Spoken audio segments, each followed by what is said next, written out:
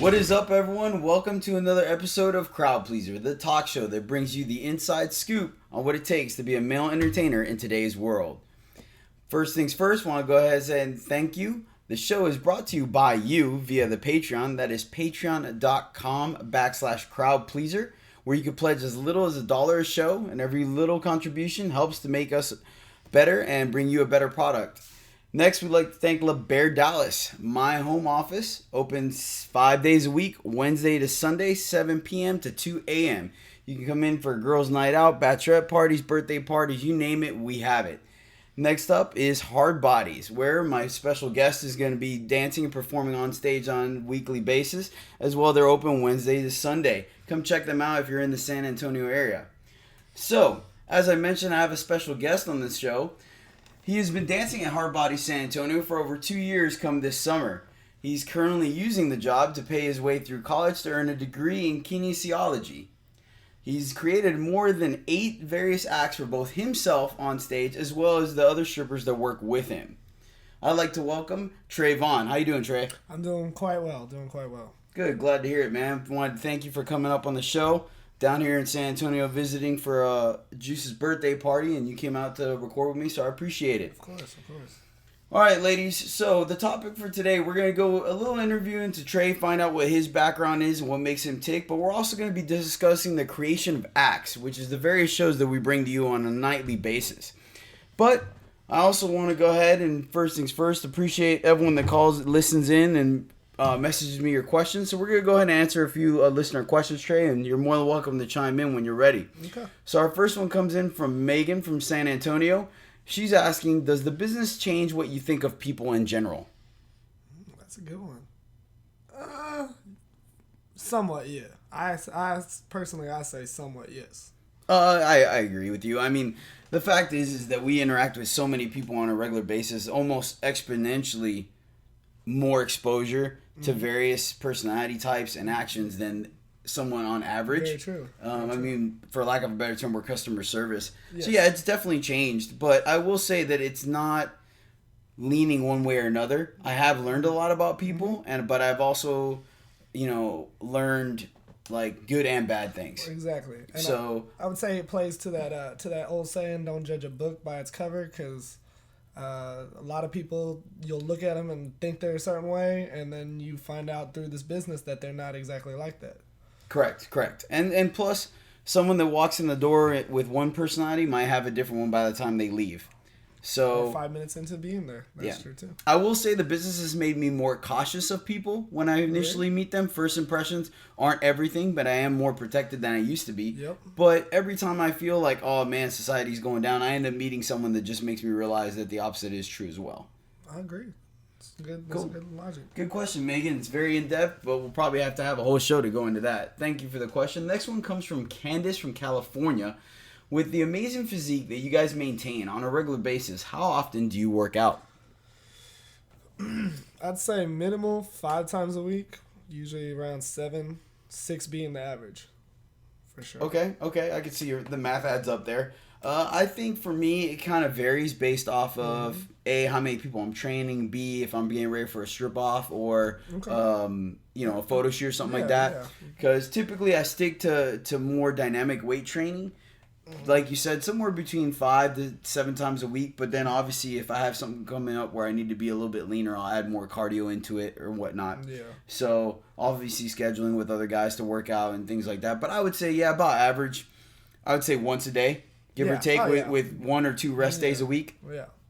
So, and typically that happens sometimes before work, sometimes after work. It just kind of depends on the day. It's a lot of times you end up getting to a rhythm where you'll have your months where you're on it, and you'll be hitting the gym twice a day, and then you'll go into your maintenance phase where you're just doing maybe 4 or 5 times a week just to kind of maintain what you got. Does that sound about right, Tre? Yeah, I can see that.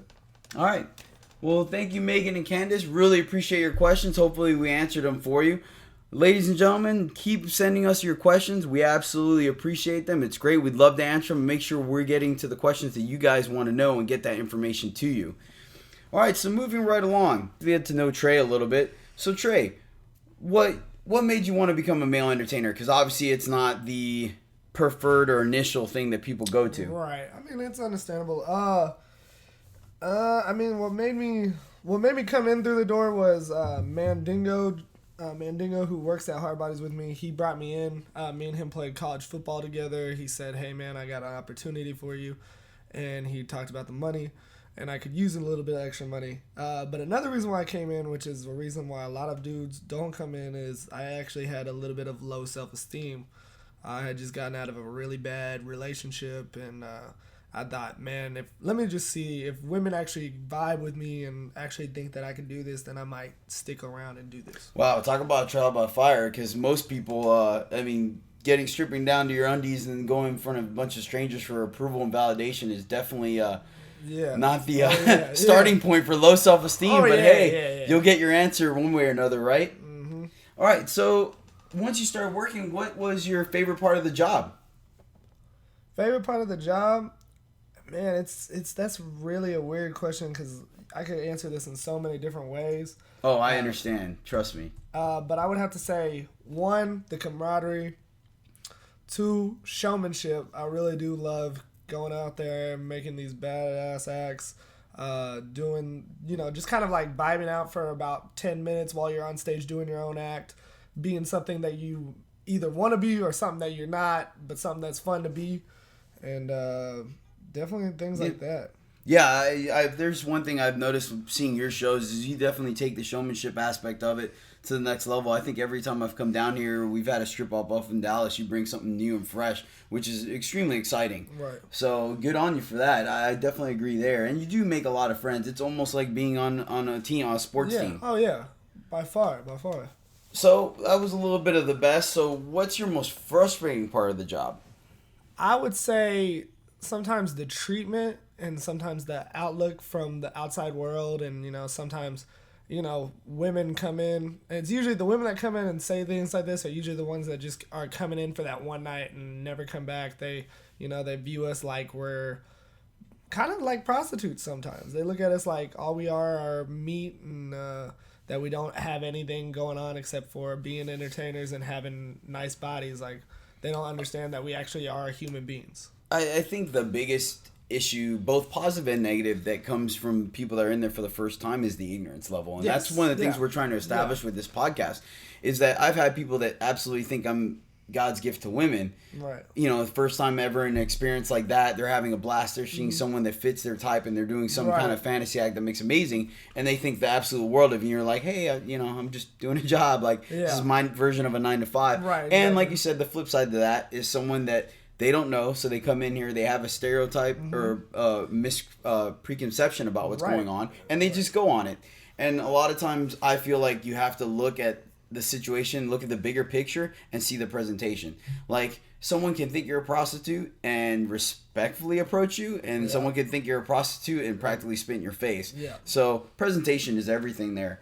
But hopefully education, by the end of the night, their mood has changed. And then obviously, Oh, yeah. I mean, let's just be honest. It happens across the world in all kinds of jobs, but sometimes people do come in there with low self-esteem and they want to bring someone down to make themselves feel better. Agreed. So, if you could change one thing about your job so far, because you're still fairly young in the business, what would it be? Like I said, it would probably be what we just discussed, and that's kind of the outlook. I would like to change it that it's like, sure we're technically strippers, but I mean we really are kind of entertainers. I don't know about, I know you for a fact, you're like me, we put good money, like hard-earned money into these acts, and put the hard-earned money into our costumes and our props, and for publicizing and promotions and things like that. We work hard, and sometimes women think that all it is we're just out here to party.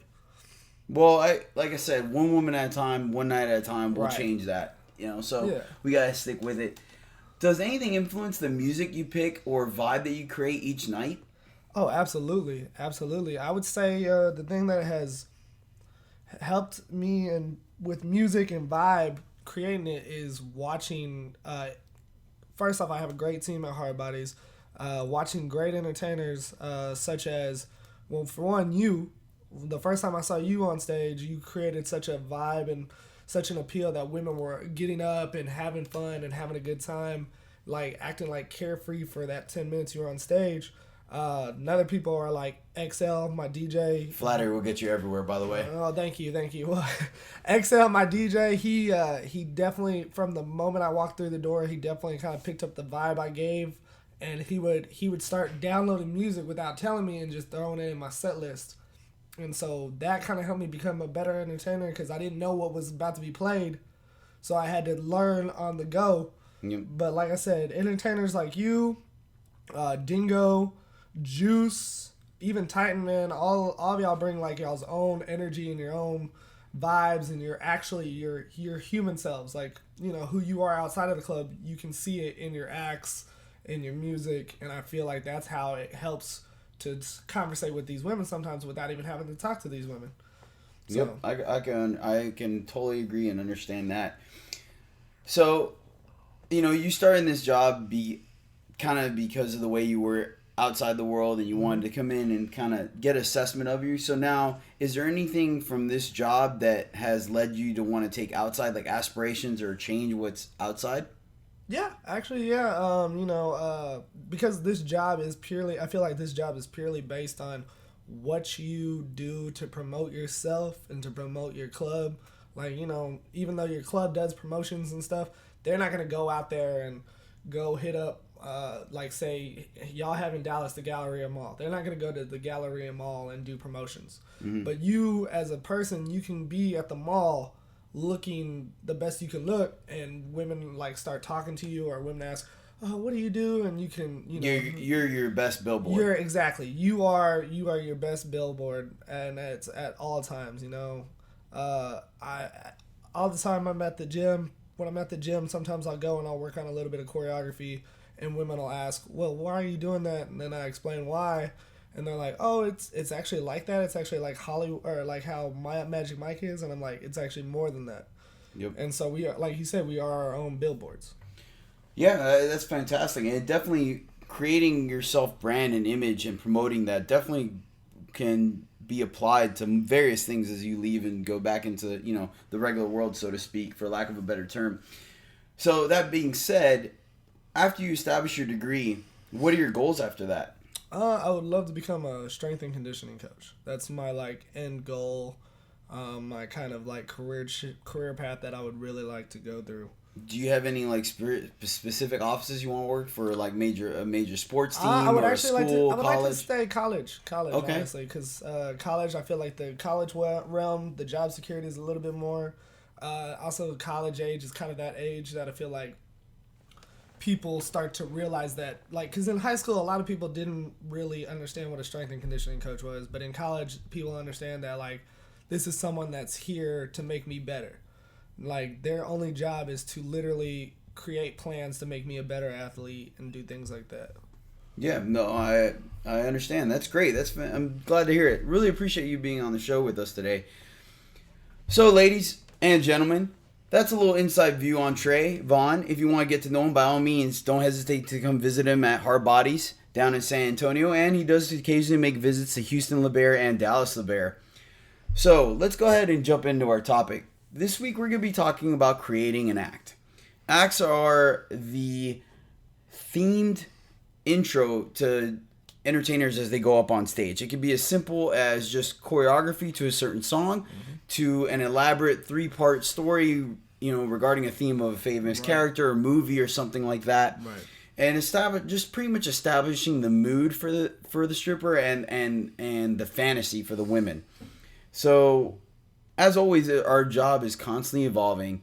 You know, times are changing, themes, you know, the world is becoming more open, other things are showing up, i.e. the excitement of 50 Shades of Grey and whatnot like that. I'm sure if anyone tried to do something, granted, forgive me, I'm a little ignorant, but a little bondage or something more physical when LeBaire first started, it might have not gone over so well. Versus now, stuff like that is a little more accepted, more open, so we adjust and create those shows.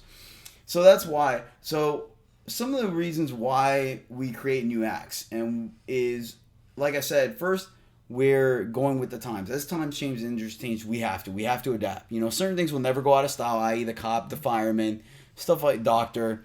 You know, those things are never going to go out. Right, correct. But at the same time, when people have been coming to the club for 4, 5, 6, 10 years, they don't want to see the same show over and over again. So generating a new act helps generate hype for both the club and the entertainer, because people want to see what you have going on, and the new show you create can appeal to new women, right? Mm-hmm. Of course. It creates excitement for the people that know the amount of effort that Titan, that DJ XL put into their acts. Mm-hmm. When you're starting to brainstorm and create new content, it's excitement. Just like when people always want to see the halftime show or the commercials at the Super Bowl. It's the same thing for us. Thing. Yes, exactly. And of course, it's the best way to generate word of mouth advertising, because the girls that, oh man, Tre does this fantastic act, he killed this Punisher act, and now he's working on something new, I can't wait. They're going to tell their friends, and that's going to give their friends an excuse to come to the club. Of course. So that leads to people coming into the club for the first time. True. For example, I had my birthday this past weekend, and I kid you not, at least a third of the people that show up to the club on my birthday weekend are first timers, and it's simply because people know I'm going to do a new act for my birthday. They know the club's going to be packed, and they invite their friends. Right. It's a great excuse to bring first timers. Right. True. And first timers are wild cards. They may come in that one time and hate it and never come back again, or they might come back and like it. Yeah, become people that are regularly coming in through the door and loving it. Exactly. And like I stated earlier, it really helps keep the show fresh for the regulars, the people that have been coming back forever. Because at the end of the day, they don't want to see the same thing every. Like you said, especially some of these women. I'm sure we have at least a few. I just can't think of any off the top of my head.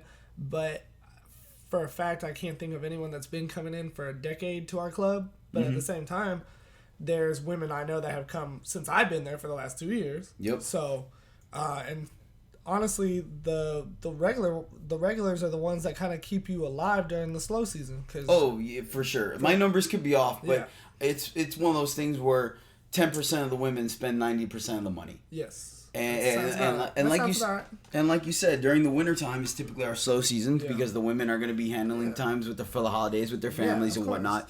So it ends up slowing down for us while the husbands are trying to get out of the house, and the female clubs get a lot more popular. Yes. So it keeps the show fresh, and for us too. The last thing we want to do is for the entertainers to be up on stage and feel jaded or just bored. Yeah. So creating new shows and having new choreography makes it exciting for us as well. Of course. And it inspires other entertainers. They're like, you know what? I wanted to do a show like that. That's cool. This movie's coming out. Let me see if I want to do that. Exactly. And that constant creativity helps us appeal to all those different fantasies as they spur. Vampires. That's another one. Yeah, that's another. Back in the day, we had Interview with the Vampire, and that was it. Now we have Twilight, then we have Underworld. True Blood, yes, you got the shows. And it's like you were saying, things that maybe when the first LeBaron opened and all that might have been like not only taboo, but things that like women probably wouldn't have guided to. There's things we can do now that women are actually guiding to. Like, let's be real. It seems like something that's big in popularity now is being your true nerdy self. Because let's be real, if you would have been in the first LeBaron and you did a Joker act, maybe like only 5 women really would have appreciated it. Correct. But let's be real, how many women appreciate that act now? Yeah. I mean, I gotta give credit to Heath Ledger for that one. His popularity is what sold it. Yeah. But at the same time, you put your own dramatic spin on it, And I got very fortunate too. Fate blessed me with Tyler Owen, which is another co-host I have on the show, and he's just built like Bane. I couldn't have asked for a better Bane if I wanted to. I get you. I understand that. That being said, you did do a great Bane when I did it for the strip off down here, so thank you. Oh, no worries. How did you forget you were my Bane? Because I was so humbled that night. I got to watch Joker up live and close and personal. Heartbroken. That was a good save. It's a good save, though. Good save. It also helps people establish themselves. Oh, if a guy wants to be the rocker evil dude, then he'll do those kind of acts. If a guy wants to be a fun-loving hip-hop dude, so it kind of builds towards those people. And like you said, it's how people kind of like determine who they are in the industry, and sometimes it's just a way to let the women know who you are outside of the club too. Correct. Because a lot of times, you personally, Dingo personally, Titan, even Juice, all of them, y'all always put something that is you. There's something in that act that is you, that if you were to retire tomorrow and someone tried to take that act from you, like, they couldn't pull it off because it has your essence in it. Man, I'll be honest with you. I really hope all my acts keep going once I retire. Cause I'll be real. I don't want to see all my acts If I come back 10 years and I see someone up on stage with pillars and spinning it, I'll probably light the stage on fire. Yeah. Hey, to each their own. You know, I thought the same thing. I really did, but I've sold 2 of my shows. Right, and seeing the guys on stage performing and watching the women react, it was a great feeling. And I think like you said, you sold 2, and I think there's, to me, I wouldn't mind like if someone took my boy band act as soon as I retired. Great, cool. I actually think that would be awesome. But I think there is certain acts that you just don't want to see someone else do. Yeah. Joker might be a little painful to watch somebody else do. Yeah. I was thinking Joker for you and... maybe this Khal Drogo I started. That was such a good act. The, women, if you haven't seen that, you need to go to La Bear and pay this man to do it. Like, I don't care how much he charges, pay him. Because it is a fantastic act. Too kind, brother. The... one thing that I will say that kind of led me into that too is I typically after strip offs, not to get too far off topic, look for my scores to see what I can improve on. Right. And when one of the lady that ended up tallying the scores this last strip off, I didn't notice it because I wasn't thinking about it. Obviously, I was competing, but she informed me out of the 17 acts that were in the strip off, 5 of them were mine, and out of those 5. 3 were in the top 5, so I thought that was a cool little fun fact. That's definitely cool and that's very respectful. Wow, that's actually amazing. And were they weren't acts that you had already done, or were they acts that you actually made? Both. Three of them were mine. That's period, big. and I sold, and then 2. That's well, big. 1, and then 2 of them I made for other people. Well, that's big. Yeah, that's big. So it was cool. It was something I didn't think about, but I thought it was pretty neat. Yeah. So, all right. First things first, you have to select the theme. That's how you start. You need your foundation, and that is a foundation. You have comedies. Do you want? And there's nights for it. There's sometimes where you don't want to go out there and every single guy wants to be sexy. Right. You're like, I'm going to go in there, break it up a little bit, go against the grain. And sometimes making people laugh makes them feel more comfortable and makes you more approachable. Right. So comedy acts do have their place. You just have to approach it the right way. Well, let's be real about the comedy acts. I feel like some people shy away from them just due to the simple fact they're like, oh, that's not sexy. Women aren't going to find that sexy. Some of these women...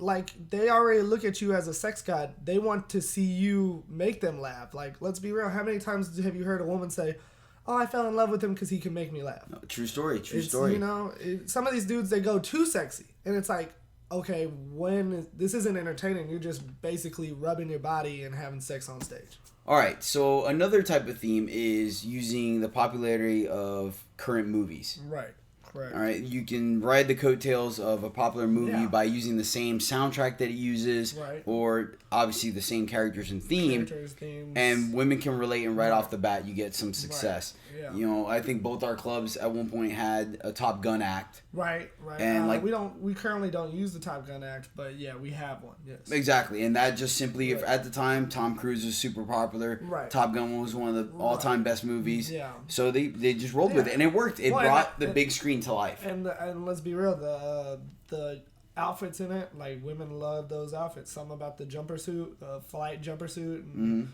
you know, even his military use, like, they looked good. So yeah, I just went ahead when I was doing it. I went ahead and modified it and just got everyone to dress whites because it just sets the tone a little bit better. Right, and that's and it works. That's understandable. Women love that. I guarantee you, women love that look. It's just a case in point right now, like we discussed earlier. We have things like, you know, 50 Shades of Grey. You have the Underworld movies, the Twilight movies. True Blood, all that. Yeah, Black Dagger, Brotherhood. Movies and books and stuff that you can capitalize on their own popularity and bring it into your show. There's also a choice to have like a sensual theme. You know, a little more R&B, a little more flirtatious and like serenading your woman versus fun loving and just like just making them putting them in a mood, putting them in a specific mood. Yes, you know, something like that. We have, like, for us, we have the shower act, and we'll bring the girl up on stage, and she gets to, you know, wash off the guy and whatnot. And then we, like, at our club, we have Juice's bed act, where he puts a woman actually in the bed, and has fun with it. Wait, you guys actually put a woman in the bed with him? Yes. Man, you guys are way more gutsy than we are. Well, we're just a little bit more dirty down here in the South. South Texas region, we're a little dirtier down here. I barely trust half the women they put up on my stage doing doctor, let alone having them in bed. And that leading to, you have the sensual and you also have the sexy, like our bed act. We don't have a woman on stage. The guy just assimilates everything he do. But, and you have that theme. Like, obviously, I know it sounds redundant because obviously we're always trying to be sexy. Right. But when you make that choice, then it's going to, dictate the kind of music you use, the kind of look you're going for, lighting and things like that, and the tone of your act. So even though we're always trying to be sexy, when you really make that decision, like this act is going to be sex appeal, this act is just going to kind of, serenade your woman, then that's something you have to decide from the get-go. True. And then lastly, you can also go with an aggressive theme. For example, my Conan act, we're barbarians, so our choreography is aggressive. We have, hammers that I choreographed with, and then when we do finally bring the women on stage, it's almost like our reward for raping, well, not raping, but... I get what you're saying. Pillaging I might take that out, pillaging the village and whatnot, and these are our asset, or what we want. What's the word I'm looking Trophies. For? Yes, thank you. Trophies. Our loot, if you will. Yeah. And bounty. Yes. And so let's figure out how many names we can come up with. I'm sure we can go. Spoils. Thank you. Spoils. Spoils. That's the word I was looking for. Why did I not think of that one? It was coming to me eventually. There we go. Yes. And that's something as well, same thing with the 50 Shades of Grey, like we touched on again, it's very popular right now. There's a correct way to do it. You can't exactly do everything you want to do to the girl on stage, but you can kind of hint at it, and it's going to get the point across. The girl on stage is going to feel the right vibe. The ladies on the floor are going to let their imagination take it and run with it. Yeah. So, and like I said, that's your foundation. Your theme is going to dictate everything else. Of course. So, moving along, the next part is selecting music. The hardest part? Yeah. By far the hardest part. Every once in a while you get lucky and you just hear a song on the radio or something on your collection and you're like, you know what? That's it. I can picture it in my head. Yeah. That's what I'm using. But most of the time, I'd be lying if I said I didn't spend hours on my external hard drive on YouTube, just going song for song for song, looking at top 100 charts of every year to find the music that you're just like, yes, that conveys what I want.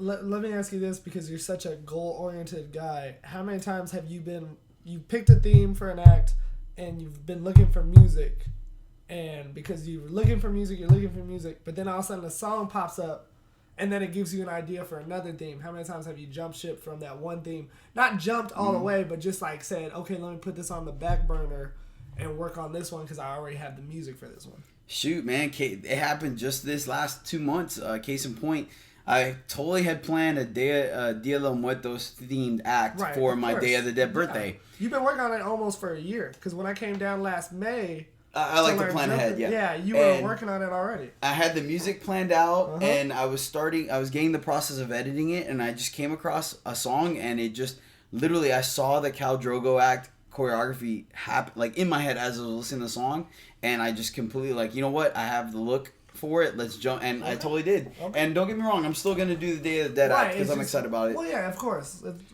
But it does. Sometimes it happens that way. You get that theme where it conveys. You feel that emotion that is what you want your crowd to feel, and you connect them to your act through your music. And, popularity is a big thing. There's something to be said for when you pick a song and when you're doing something on stage, all the girls on the floor are singing along with. Yeah.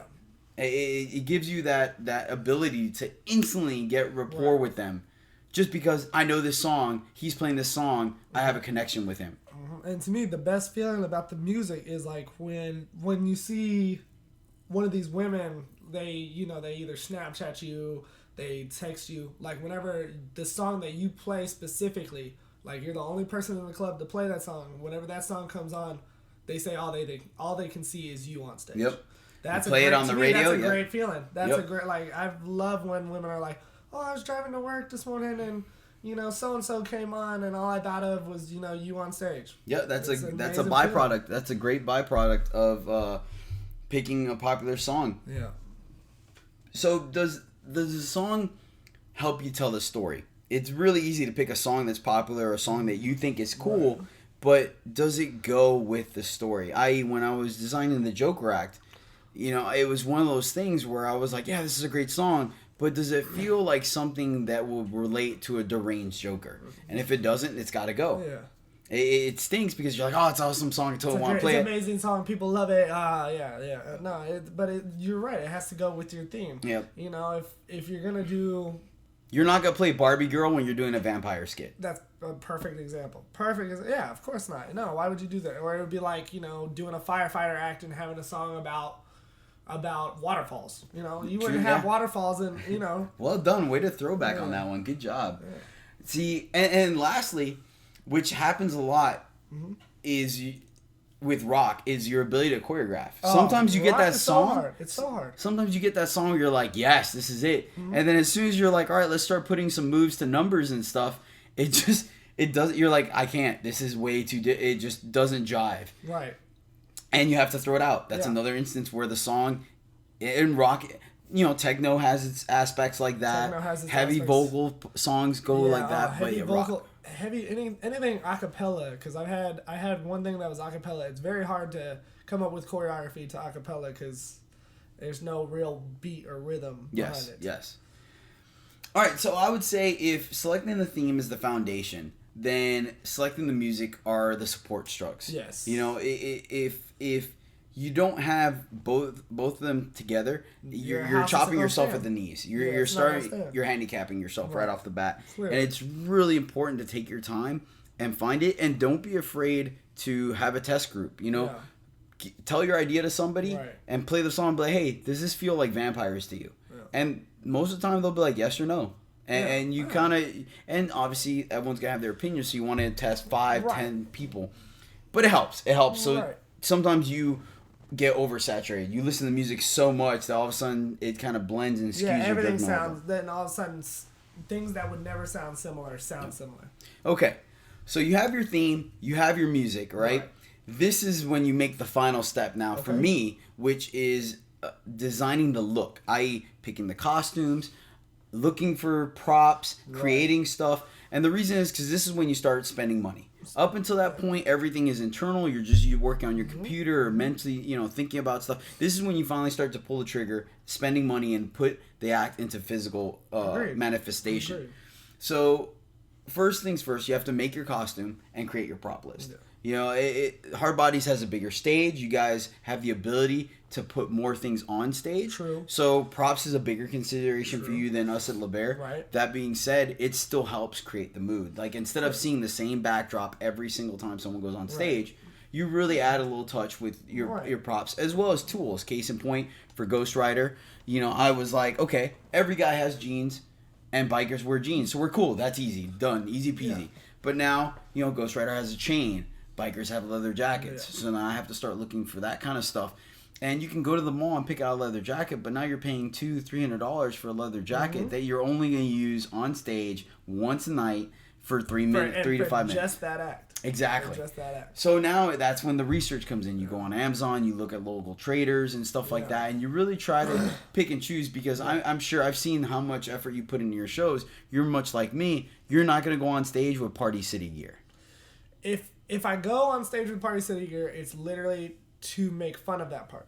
It is literally to make fun of that part. Like, I'm working on an act right now. I don't want to give out too much information, but in the act, there's going to be 2 of the same character in there.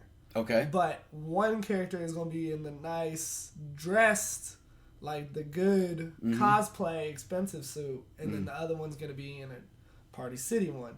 And it's just to make the one in the Party City one kind of look like less lackluster. So it's on purpose. Yep. Okay. Right on. Kind of like an imposter, look. Yep. You know what I'm saying? All right, everyone. Well, stay tuned. Hopefully, we'll get some spoilers ahead to see what he's got cooking on the.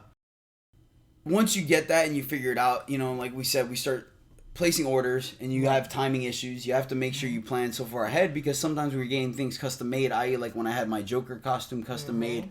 It was going to take time. I couldn't be like, hey, I need a Joker costume, and they'd have it to me that week. So when we're prepping for a strip-off or a birthday or something, you have to plan ahead. You have to, mark everything down to the T. As well as mistakes. Yes. Sometimes you put in an order, and maybe you gain weight from the time the order shows up, or they're just they're going off of Right. different measurements, and then Right. things don't work. And there's nothing worse than being on stage and having your Velcro on your legs pop and you're like legless Yes. or pantless Pantless, halfway yeah. through your show. I think that's only happened to me once, but like when I was doing the Good versus Evil, I had an idea and a concept, so I wanted like this leather white jacket, and it took me forever to find it. When I finally found it, it was coming all the way from China. Mm-hmm. So of course I had decided to order it 2 sizes too big because I know that it runs smaller. Mm-hmm. Well, it literally got there the week before strip off, and it was still too tight. So Oof.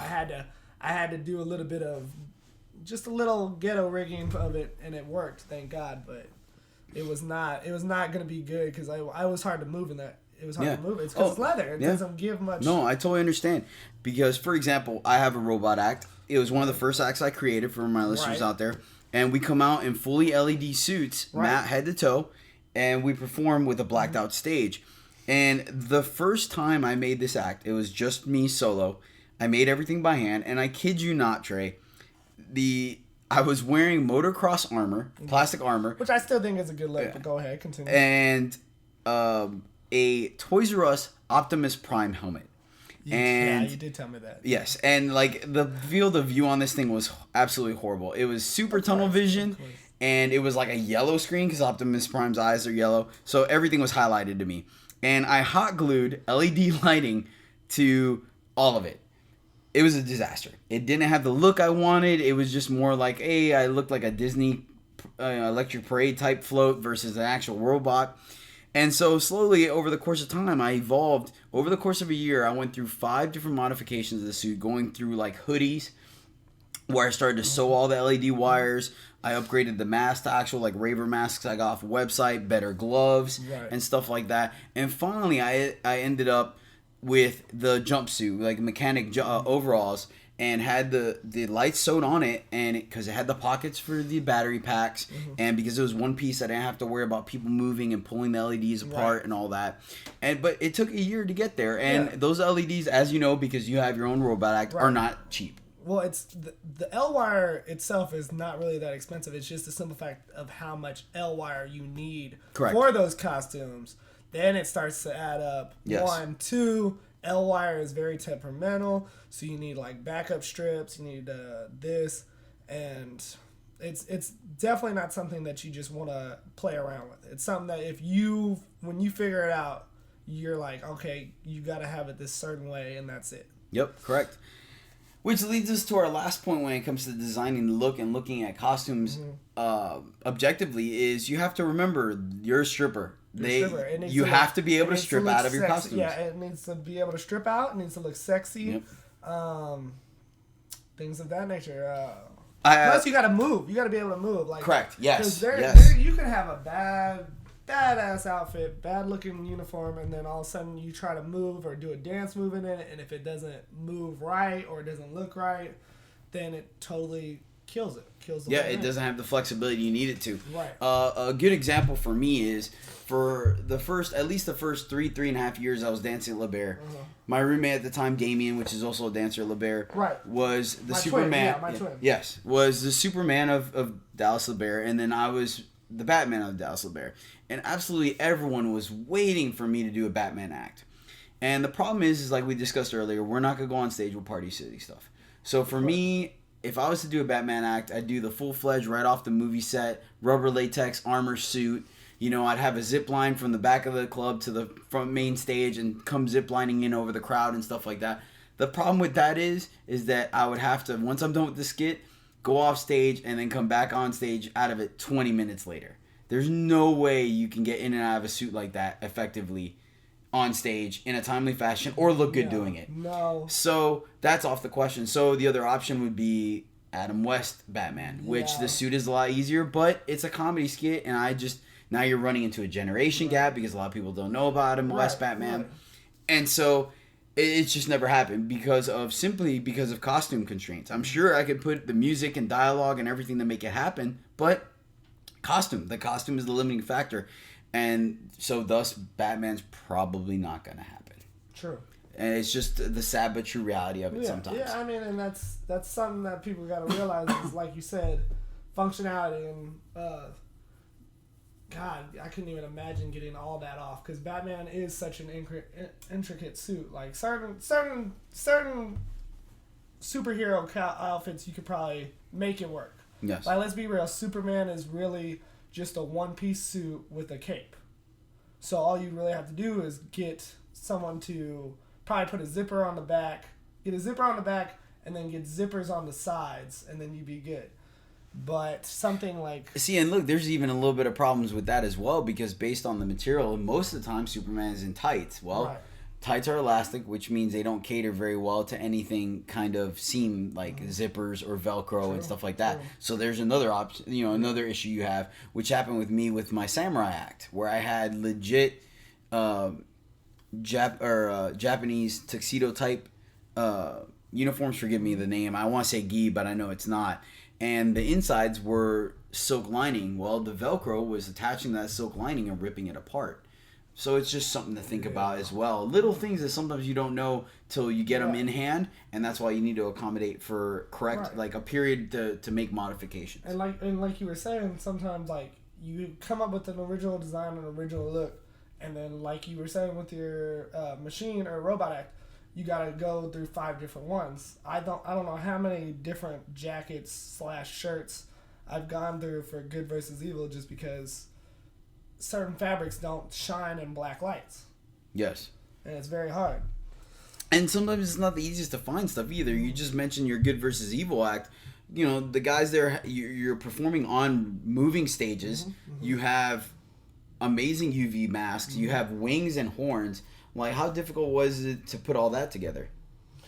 It was, I'll tell you what, it wasn't too difficult to put it together. It was difficult finding it. I had to have help finding a majority of this stuff. And then, like, once I found the stuff, I had to do a little bit of research on it because when I first looked at the angel wings, I wanted them to be a certain size. Because as much as I've seen, there's an act in Houston where they use angel wings, and it's a really good act. But the angel wings that they use in Houston are a little small, so it kind of looks goofy to me. So when I was looking for mine, I wanted to make sure it looked like a real, like real wings growing out of the back. So it was hard to find the right size for those. And then the devil horns, every devil horn I found was a little too comical or goofy and stuff. That's why I ended up finding some that were just like, literally like just horns with nothing but like elastic to attach to your head, and then I just glued them to the masks. Right on. Yeah. Sweet. All right, so moving along again, we have the look, we have the music, we have the theme. Now comes the really frustrating part, which is editing the soundtrack. Okay, never mind. I know what you're saying. And the reason is, and sometimes they go in hand. Like, case in point, when I choreographed Khal Drogo, there's a fight scene in it, so I did edit the soundtrack while we were choreographing the fight scene to accommodate for certain spaces and timing and whatnot. So they do go hand in hand. But for the sake of conversation, we're going to go ahead and separate them. And editing the soundtrack, it's really frustrating because you could spend 2 hours on 30 seconds worth of music. And it's extremely frustrating, but when you get it right, and there's nothing more rewarding than when people can't tell that you chopped a song in half or put the end with the beginning, or you mesh 2 songs and people don't even notice the transition, or you do voiceovers. There's a lot that goes into it because there's so much to a song. And yes, there are easy acts, like you had mentioned, as far as guys that just wear suits for every act they do. Typically, those acts are just, they pick a song, they choreograph the whole song, done deal, in and out. And then they might put in like one little clip from a movie or something like that. You're like, wham, bam, thank you, ma'am. Yeah, and there's nothing wrong with that, but it's also, that's one course. When you start to make something a little more elaborate or try to tell a story, now's when you're like, you know what, I like the ending of the song, or like I don't like the first verse, but the middle verse works, or you need to put transition sounds. Yeah. And so you start selecting the portions of the songs you want to use and the order in which you want them to go, i.e. to help you tell that story. Yes. Yeah. Case in point for you, once again, your Punisher. You started off with dialogue, then you went into one song for the fight scene, and then you went into the final song. And in the order that you selected and what verses you used help you tell that story, correct? Right. Yeah, of course, for sure. So when you're doing that, you have to identify and create the transitions and bridges. It's not clean cut. You can't just be like, yeah, I want to use this line, cut it, and then put another song next to it because it's going to sound horrible. People are going to know you edited it, and it breaks the mood. It breaks the flow. Once you get people into that trance, you want to keep them in there by seamlessly joining the songs together, for a hopeless pun there. So it goes back to, like I said, where you can easily sit there and you almost get oversaturated sometimes, where you're listening to the same part over and over again, where I have to walk away and do something else and then come back. Because there's sometimes you might have actually found that perfect way to make it sound, but because you listened to it for so long, you're like, no, this sounds bad, or you're still thinking it sounds like how it did 12 edits ago. Yes. And then it's like, why am I still doing this? So you walk away. What I like to do if I reach that certain stage of frustration is I send it to other people that can edit music and say, hey, what would you do differently? Yes. And stuff like that. And if outsourcing test grouping is very useful. If they say tool. that's perfect or that's really good, then I might just leave it. If they say, well, try doing this, then I'll edit it again. But yeah, no, you're 100% correct. I do that sometimes. Yeah. You know, it could be as simple as emailing to a friend and be like, how does this sound? And because sometimes you just listen to it too many times. You also kind of push yourself. I try to always learn more about the editing programs I'm using and stuff. To like, I want it to do this. Let me see how I can make it do that. Yeah. Watch YouTube videos, look at forums, look up stuff to try to make it happen. And sometimes it's frustrating when you can't get it to do what you want it to do. Hey, sometimes rarely do I ever throw in the towel, but if I feel like something doesn't jive the way I want to, it's just absolutely not working, then I have to let go, because at the end of the day, I'm all about quality. The addition of dialogue and sound bites and things like that it's another level of intricacy that like just sometimes is so frustrating, because you want to get the right tone, you want to get the right timing of it, and you learn stuff. Like, case in point, when I choreographed Khal Drogo, there's a fight scene in it. Right. And it takes a little bit of skill to be able to be standing in a quiet room trying to record a sound bite, but still make it sound like you're actively swinging a scythe or yelling at someone or want to rip someone's throat out. And it's not easy. It's not easy, as well as finding sword sound bites and slashes or gunshots. Well, or especially any of those ones that you really want to use that sound amazing. Like Dingo did it's a Death Act. He did it for the Black Strip Off that was just back in, I think, January, if I remember right. And his gunfight scene is the exact same gunfight scene that's in my Punisher Act. Okay. And it's just because it's one of the better sounding ones that we could find. And he, it wasn't like he copied me or anything like that. It's the simple fact that was the best soundbite possibly out there. I understand. One of the reasons why I got into recording my own dialogue is because a lot of times when you're trying to take something from a movie or a TV show, there's background noise. Right. And it just, unless you're in the studio that recorded it with various different channels and layers, it's all in one layer. So you can't get rid of one without the other. Right.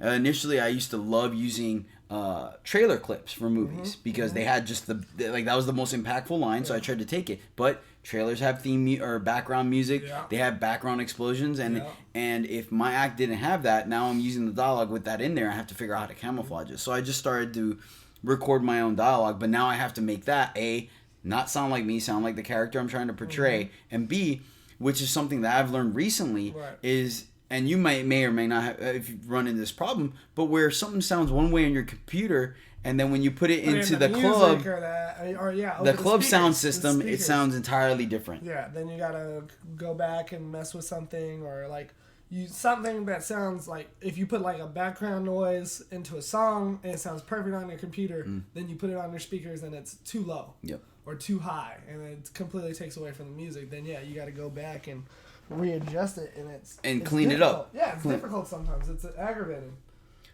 Yeah, I agree. Music editing is probably the most frustrating section of the entire development process. It's not, because it's really not even that hard. You can edit it all day. It's just the simple fact that you're editing all day, so it's frustrating. Oh, I completely understand. So brings us to our last and final aspect of it, which is choreography. And sometimes my most hated part. it can not really my most hated. It's just the simple fact that to jazz it up for the club sometimes. I'm very much an all or nothing type person. I can sit down and sometimes it will take me 2 hours to choreograph 1 8 count, and then other times when I am on it, everything locks. Everything locks. Yeah, I'm just doing 8 count after 8 count after 8 count. It feels good. The jive is going, and it just works, and it's really exciting to put it together. So, first things first, you have to understand, like we touched on earlier, what your wardrobe would allow. Yeah. I.e., with my robot, the jumpsuits were the most efficient to keep the wires and lighting on and taken care of, but as well, it's going to restrict your movement because even though the jumpsuit is larger than expected, so guys can fit in it easily, the wires are tied down, so there's not, you can't sit there and force it. So that's something you have to take in consideration. Or, the leather jackets for Ghost Rider, we're not exactly able to bend down that far because the leather jackets are so thick. So little things like that you have to take into account. Right. And initially, and it's one of those things where it's kind of measure twice, cut once, same thing. If you take into account your wardrobe before you start choreographing, it will save you so much time. When you're done choreographing, you're like, okay, let's do a dress rehearsal, and you're like, oh wow, this doesn't work. So it's something definitely to consider. The other thing is going with the theme. Much like music, like we stated, you can't pick an offbeat theme or music to your theme. Same thing with your choreography. If your song or your theme is very sensual and let's say like a vampire theme where you're kind of sensual and more musicality, you're not going to go hard on it. Sure. It doesn't. You're not going to crump. You're not going to tut. It doesn't work correctly. Right. And vice versa can be said the other way around. If you're playing a big like upbeat like Maroon 5 song, your tone of choreography is not going to be mellow. It's just not going to jive. Something's not going to feel correct. No. Do you ever have chances, and mainly it comes in with me, I've seen it when we do just a full song, but do you ever repeat choreography? Maybe not necessarily in the same act, even though that's primarily when I see it done. Do you occasionally take little snippets, like a movie you might like from others? Right. I think I for a fact there, yeah. I want to say it's my first 2 acts. Both of them had the Running Man in it. Just a simple little Running Man move. Mm-hmm. And it was Ice, or my Vanilla Ice act had it. And then I did Boy Band. Yeah. And I just liked the Running Man motion so much. It's such a 90s move, I feel, that when I was doing the part of New Kids on the Block, I said, let's do the Running Man. I did change it up a tad because in Ice we do the real Running Man with the real motions, and then on the other one, we were doing the Running Man with doing something different with our hands. Yeah. You know what though? It's a great move. It's tried and true. Everyone can recognize it. It's great. I try not to. I do because I am new to choreography or choreographing my own stuff as well. So occasionally I do, and sometimes the move just fits and it looks great, and you like the reaction it gets. What I have tried to start doing is much like a chorus repeats in a song. If I do play, for example, my country act Fake ID, the chorus, I choreographed the chorus, and I ended up just deciding, you know what, every time the chorus comes on, we're going to do the same choreography. Yeah. And it has a good feel to it. It really does. Well, and I think with country acts, stuff like that is kind of all right with country acts. It's like with like line dancing. Mm-hmm. Line dancing is big in the country world. Not saying that it's not big in a few other dancing realms, but because country dancing, line dancing, they do the same motion the whole song. Yep. It just feels right. It feels all right. Yep. So I'm not plus your Fake ID is what, about a 2-3 minute act? 3 minutes. 3 minutes, yeah. So you might be repeating just on the choreography, but everything else is different. And it's not a long act. So when you choreograph, do you go lyrical or do you go by the numbers, or do you a combination of the two? It's usually a combination of the two, and it depends to me it depends what the music is, because to me I feel like rock is very hard to get counts to. Yeah, I feel that it's based on the music. I'll know. A lot of times, I'm not gonna lie, I like the structure of being able to count. Mm-hmm. It helps me remember things. So I prefer to choreograph by the numbers. but sometimes it's just not available. And when it does, I go lyrical. Or when it just kind of feels better, I'll go lyrical.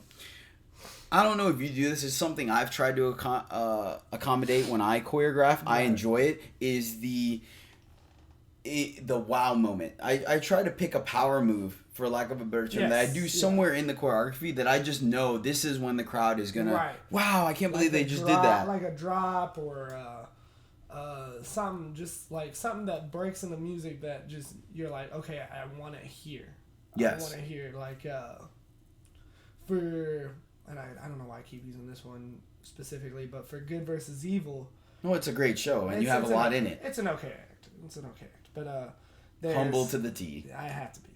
There's the part where it goes 7 years of bad luck. Like I think everyone knows that part of the lyric. And right before it, I put a glass break, and so I decided, what do I want to do to get attention on me? So I said, let me do a trust fall where I fall on all of my backup dancers and they throw me up. Yep. So I was like, okay, that's what I'm going to do. And then, so that was the big movement in that act. Right on. Yeah, I definitely enjoy doing it. I think it's a cool tool to have just to kind of make it to where the audience that is paying attention the whole time gets rewarded. And then it's just one more thing where, like, if someone's not paying attention, they're on their phone, they're outside smoking, or they're talking to their girlfriend, and then all of a sudden the whole crowd yells. Or they turn around, what I just missed? What just happened? They either yell or they're like, or, it's like, wow. And, like, yeah, exactly. It's just kind of like a moment to, like, bring all attention back to you. And then one small detail that, once again, I've recently started to accommodate when I consider my choreography and when I'm editing my music is I try to put in little gaps for the DJ to say certain things and for the crowd to react. Smart. Initially one of the problems I would have with some of my acts is when I had a certain musical cue, the DJ they would talk right at the cue. Yes, the DJ would talk. No harm. I mean, it just feels like they should say something, so they do. Yeah. Or the crowd, one section of the act would stop, and then the crowd starts roaring and cheering before the cue for the next start. So I started to accommodate that, and like, you know what? This feels like there's a good gap here. I'm gonna give it an extra 5 seconds, and I'll let the DJ know, hey, if you want to tell them to scream or who likes the show. Yeah. You do it here, and then that way I know there's the gap, and it gives me time to where then the start cue for the next section comes in. I'm ready for it. That's actually very ingenious. It took time, trial and error, man. Because I understand what you mean. Because if there's a song that is purely based on what you're listening to, the music, then they all of a sudden, right as that cue is about to come up, ladies, are y'all having a good time? Like, and you can't hear it perfectly. Yep. So and that's you what hesitate. You hesitate. All right, Trey, we appreciate you having the show. Typically, we end the show on something I like to call the best and worst event of the week, where I see one of the most common things that we get asked as strippers is, what's the craziest thing that's ever happened to you? Right. So I figured this is a good way to kind of throw out the bad note and the good, the good note at the same time. So let's go ahead and start with the worst event, and I'll go ahead and kick it off, and then you can handle it initially. So I was going on stage, doing my thing on main stage for Saturday night prime time. Right. And there was a bachelorette party up on stage. No big deal. They had a corner stage. I go over to the bachelorette first. And she was, I don't know if she was just hammered or if she was super shy or what, but she wanted very little to do with me. Mm-hmm. So I just walked up to her, took a knee, and was going to go ahead and go through like my shy protocol, so to speak, for lack of a better term. And then her friends just literally grabbed the back of her head and smashed her into my stomach and chest. And then she tried to like push herself off, and they smashed her again.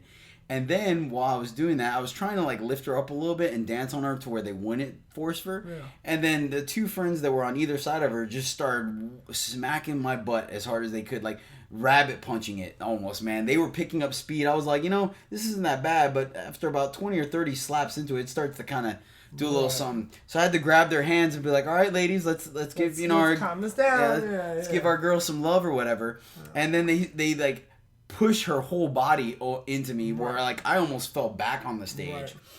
And I think some person behind her like clawed at me. It was absolutely horrid. And then of course at the end of all that debacle, I give her a hug. I'm like, hey, I'm sorry for your friends, but I'm hoping you're still having a good time.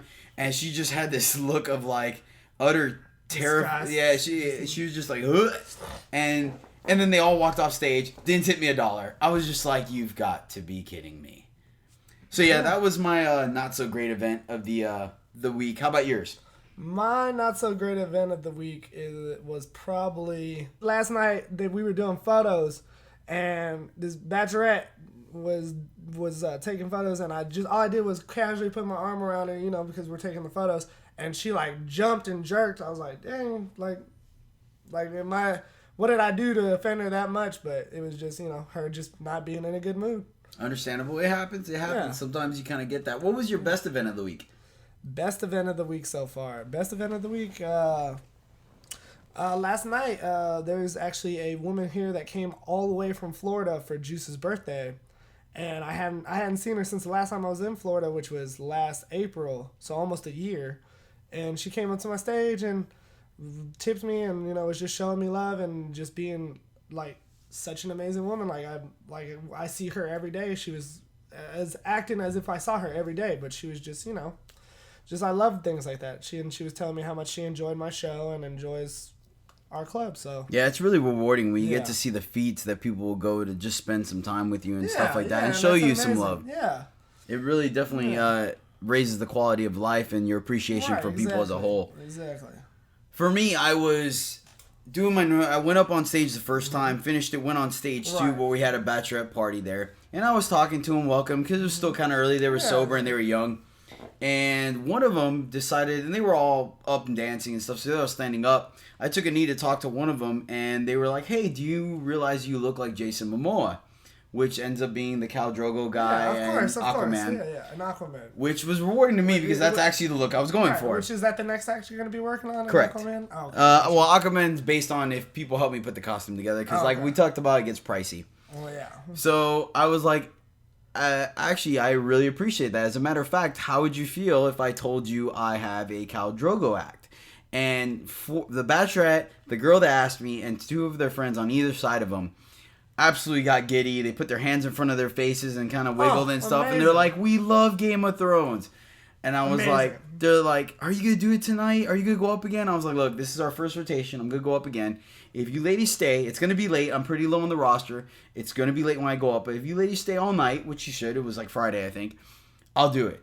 And I'll even put the bachelorette up. And they all got super giddy. Like, oh my God, really? And that's it. So I ended up dancing on the stage, and they tipped me. They were just throwing money on the ones on the stage, on the side stage stuff. It was a great time. Yeah. I didn't think anything of it. Like, it was, I ended up going up at like 1:15, which when they get to the club at like 9, it ends up being kind of early. You decide Long story short, I go up on stage, I do Drogo, and sure enough, front and center are all 8 of the girls from that party. And you put the bachelorette Yes. They were they had the time of their life. I put the bachelorette up. I ended up dancing on her to Counting Bodies Like Sheep from Perfect Circle. They loved it. They stayed up on stage the whole time. I ended up going back to them on my main stage about 3 different times because they just stayed there and they were having a blast. They were having a ball. And that makes all the work and effort I put into it 100% worth it. That's why we do certain acts like that. That's why we make certain acts like that. Yeah, it definitely. Yeah. So I gotta say, it definitely raised my quality of life. Oh yeah. So with that being said, let's go ahead and call it a show. Okay. Trey, I wanted to thank you for coming on the show. Really appreciate it, taking time to kind of educate everyone on what's going on with us. Right. All right. Let us know, how can people find you on social media? On Facebook, you can find me as Tre Vaughn, TreVaughn. I should be the first one to pop up. Hard Bodies Ladies Club. On Instagram, my name is Trey, Trey, _ Ice VK. All right, you can find me on social media via Facebook. It is Cesar Collazo, COLLAZO. My Facebook fan page is Cesar LeBear. And you can then find me on Twitter or Instagram as Cesar LeBear 7. All right, so once again, this show is brought to you by you via the Patreon. Patreon.com/crowd pleaser.